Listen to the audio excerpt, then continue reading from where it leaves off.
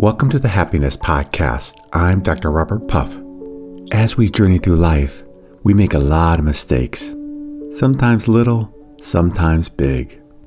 I actually remember the first mistake I ever made in life. I probably made more before this, but it's the first one I remember. I was 3 years old and my parents had warned me about the dangers of fire. We would go camping often throughout my childhood, and at night when it would get colder, my father would build a fire. I remember how much I enjoyed these times, just looking at the flames and being fascinated with the different colors within the fire. So I knew of the dangers of fire from a very young age. But I was 3 years old and I was in the kitchen with my mother. She was cooking and I knew the stove was on, but I was being careless because I'd never been burned by fire before. We had an electric stovetop heater, so the coils were bright red. I don't remember why, but I reached up to grab something on the stove. I knew my parents warned me about touching fire, that it would really hurt, but I'd never been burnt before. But when I touched those coils, I had my first excruciating experience of the causal effects of fire. It was so memorable, I remember it to this very day. I even remember how long it took for my fingers to heal. They first blistered, then they popped, and they were so sensitive for days. I can't, of course, say that I was never burnt by fire again. But if it was an accident because I knew the real dangers of fire from that point forward. I had learned my lesson. And I really think this was one of the pivotal points, changing points of my life. Of course, like all of us, I've made a lot of mistakes in my life that I've learned from. But after that moment of burning my hand, I had a new tool that I started using, and I've used it to this very day. I knew my parents had warned me about fire and the dangers that it can impose on my body, but I didn't understand it until I actually experienced it. And I think because it hurt so badly that I really learned from that experience. But I didn't want to keep going through life and having these really hard experiences. My father was a storyteller, so he told about his own experiences with burning himself and how painful it had been for him. I'm not sure if what happened next was a conscious decision, but I did change. I started watching other people and learning from their mistakes. Mind you, I didn't do it perfectly, but it has saved me from countless experiences that I learned from other people's mistakes instead of going through it myself. And where it's been incredibly beneficial for me is in my work. I'm a clinical psychologist. I work in private practice, and I've been doing it for a long time. One of the things that I get to experience in my work is seeing how people's lives turn out based upon choices that they make. For many of us, especially nowadays, we just see the glamour, the glitz, the exciting parts, the smiles. We don't often see what's secretly happening behind the persona that people present to the world. But as a clinical psychologist, I do. And that gift, and I'll call it a gift, of burning my hand propelled me in the direction of learning from other people's mistakes. There's just a high cost of learning the hard way through our own personal mistakes. It is good to learn from them because some people don't. But overall, if we learn from them, it's hard often. The lessons can have so much consequences to it. A friend of mine, when she was in college, where she had gone to play basketball because she was so good at it in high school, when she got there, she wasn't playing much because she went to a big name school and the other girls were better than she was. But when she would come home sometimes on the weekends, she would go out with her friends and party to forget her worries. And she was pretty careless because she thought she could drink and drive no problem. Well, one night when she was out with one of her best friends, she was drinking and driving, and she crashed her car, and her friend died, and she's been a paraplegic the rest of her life. She wasn't trying to kill her friend. She'd driven hundreds of times before that when she'd been drinking. But that one time changed her life and ended her friend's. So sometimes when we learn the hard way, it has such a high cost. But don't we all know stories like this? All of us do.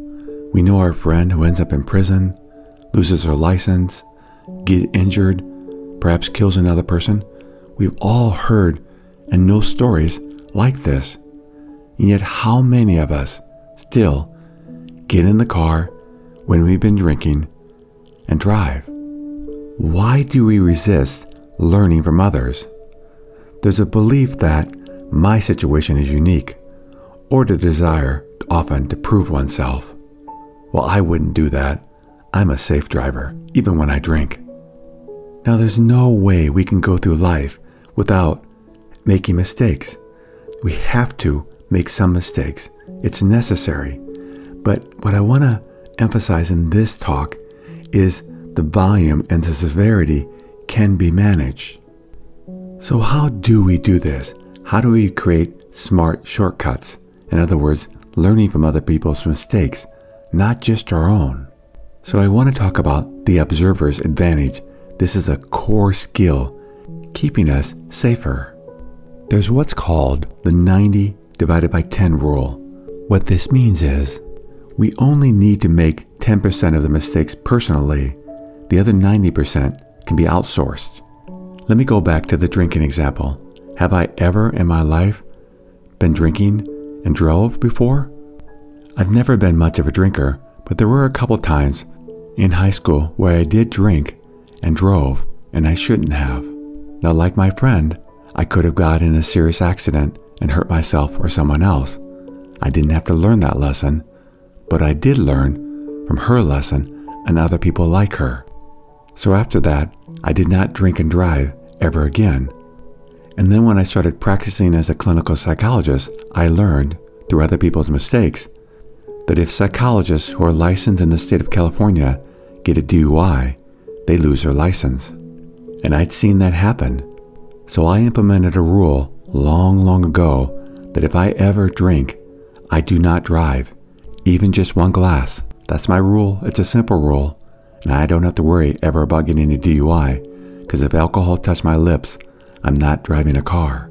And other people's mistakes, not my mistakes, help me go down this path of being safe, keeping myself safe and others. Next, we can develop the role of empathy.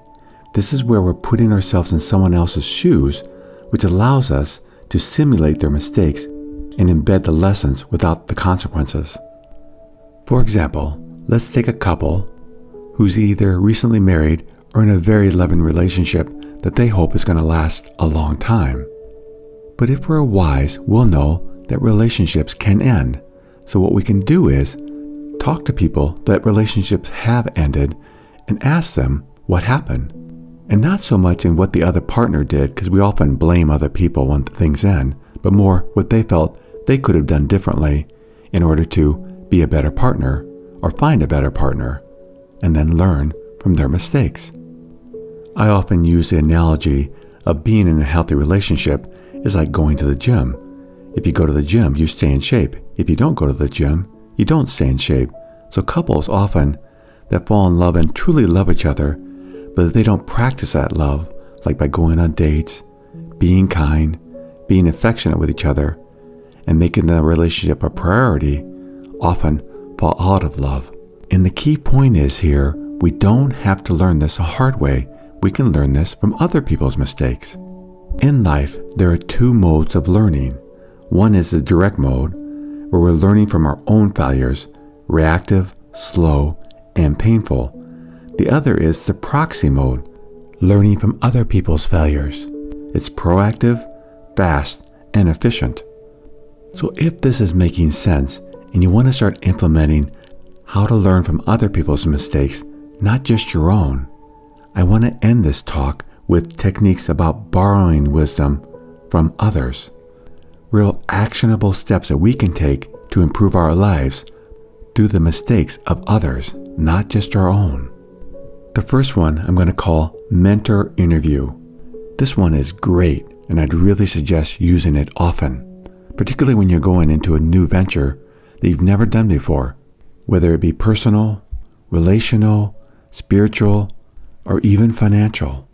What you do is you find a mentor, someone that you look up to and you feel they have wisdom inside of them, and ask them not just about their greatest successes, but their biggest failures too. Be specific. Insightful questions extract good lessons. And because you see them as mentors, they're not going to feel judged when they do share with you their mistakes in life, because you look up to them. And they'll get to share their mistakes so that you don't have to repeat them. One of the most financially successful persons I've ever met did this very thing to create his empire. He just talked to people that were very successful, interviewed them, and learned from them, including their mistakes. That's one of the reasons I share so many stories on the Happiness Podcast, because we learn better from actual cases of people who have struggled in life and done well, instead of just do ABC. I think having real stories from real people is so helpful in doing well in our own lives, and especially when it comes to living a good life, a happy life, a peaceful life. We have to learn from others, otherwise we're going to struggle. And there's another way to actually do this without actually talking directly to people. It's called the historical case studies. Because in today's age, we have so much access to biographies, histories, and case studies. There's so much throughout life that we can learn from. Think of the Roman Emperor Marcus Aurelius. When he was the most powerful man in the world, he kept a journal, and he just wrote his thoughts, his meditations about what was happening in his life, what lessons he was learning, and how he was learning from his mistakes and making his life better. Well, after he died, his meditations weren't published for over 1,300 years later, but his book has had a monumental impact on helping others learn from his mistakes in his journey through life to this day. And next, we can do what is called the reverse engineering process. This is where we study someone who's achieved great success, whether it be personal, spiritual, or professionally, and look for the early mistakes they made and try to fix them along the way. If we had been in the same situation, what would we have done differently? Not to make the same mistakes they made. And there's another way of doing this too, is when we watch shows, whether they be movies, TV shows, and we're engaged with the show, and something is happening, the main protagonist is going through a difficult time, or the antagonist is doing something wrong, ask ourselves, what would we do differently? How would we handle the situation in a better way? Let's say, for example, someone's getting really angry because they've been offended. Ask ourselves, would it be better perhaps not to be so angry and see different results here? Again, it's proactively engaging with our world and learning from it throughout our lives, not just our own mistakes, but other people's mistakes too. And lastly, we can implement the what if drill. This is where someone right now we know is going through a difficult time. Perhaps they're getting divorced, perhaps they're losing their job, perhaps they're struggling with stress and worry and anxiety because of some event in their lives. Ask ourselves, what steps would I have taken differently to avoid that outcome? Our world is full of people we can learn from. We don't have to learn the hard way. We can learn from other people's mistakes, and this makes life so much easier. We're still going to have our struggles. We're still going to have our things we have to learn, because some things we just have to learn on our own. But I think we can alleviate up to 90% of the things we would have faced by learning from other people's mistakes, not just our own. We all can have beautiful lives. I deeply believe that. It just takes work. It just takes effort.